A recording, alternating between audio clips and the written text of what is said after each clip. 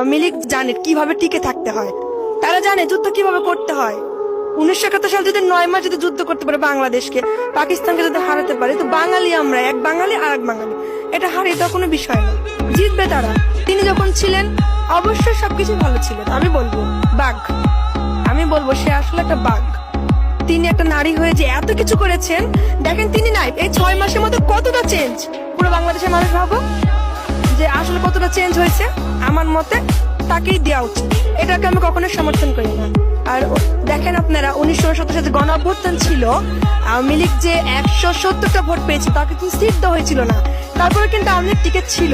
অর্থাৎ তারা জানে কিভাবে টিকে থাকতে হয়।